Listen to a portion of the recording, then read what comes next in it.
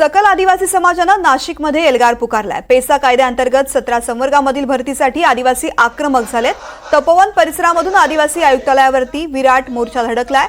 पक्षभेद विसरून आदिवासी लोकप्रतिनिधींनी सहभागी होण्याचं आवाहन करण्यात आलं। गेल्या 27 दिवसांपासून नाशिकमध्ये उपोषण सुरू आहे। आदिवासी आयुक्तालयाच्या प्रवेशद्वारावर गेल्या 6 दिवसांपासून बेमुदत उपोषण पुकारण्यात आलंय। नाशिकमध्ये सकल आदिवासी समाजाचा एल्गार मोर्चा पाहायला मिळतोय। आदिवासी आयुक्तालयावरती मोर्चा धडकलाय। 27 दिवसांपासून या ठिकाणी उपोषण सुरू आहे। राज्यभरातून आंदोलक या मोर्चामध्ये सहभागी होणार आहेत। गेल्या 27 दिवसांपासून नाशिकमध्ये उपोषण सुरू आहे। आदिवासी आयुक्तालयाच्या प्रवेशद्वारावरती गेल्या 6 दिवसांपासून बेमुदत उपोषण सुरू करण्यात आलंय।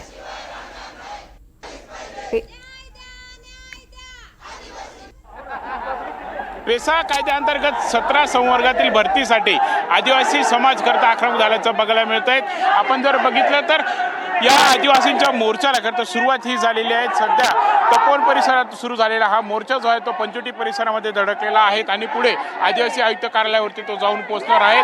आपण जर बघितलं तर एकीकडे या आदिवासींच्या आंदोलनाची सरकारकडून देखील दखल घेण्यात आलेली आहे। आदिवासी विकास मंत्री विजयकुमार गावित हे नाशिकमध्ये आलेले आहेत आणि आदिवासी आयुक्त कार्यालयामध्ये या आदिवासींचं जे शिष्टमंडळ आहेत, म्हणजे माजी आमदार जे.पी. गावित असतील किंवा इतर जे लोकप्रतिनिधी आहेत त्यांच्यासोबत चर्चाही करतायत। सर्व सरकारी अधिकारी देखील संबंधित विभागाचे उपस्थित आहेत। तर दुसरीकडे अशा प्रकारे या मोर्चाला देखील सुरुवात ही झालेली आहे। आपण जर बघितलं तर गेल्या 28 दिवसांपासून नाशिकमध्ये या आदिवासींचं आंदोलन हे सुरू आहेत। ही भरती जी आहे ती सरकारने तात्काळ करावी अशी मागणी ही केली जाते। मात्र शासनाकडून कोणतीही दखल घेतली जात नसल्याचा आरोप करत आज आदिवासी बांधवांकडून हा मोर्चा जो आहे तो काढण्यात येतोय। जोपर्यंत आमच्या मागण्या या पूर्ण होत नाही तोपर्यंत आम्ही हलणार नाही असं त्यांनी इशारा सरकारला दिलेला आहे। हे सर्व आदिवासी बांधव आपण जर बघितलं तर मोठ्या संख्येने म्हणजे जवळपास राज्यामध्ये जर आपण विचार केला तर पेसा क्षेत्रातील 13 हे जिल्हे येतात आणि 13 जिल्ह्यांमधून हे सर्व बांधव जे आहेत ते नाशिकमध्ये आलेले आहेत आणि आदिवासी आयुक्त कार्यालयाबाहेर खरं तर ठिय्या हे देणार आहेत।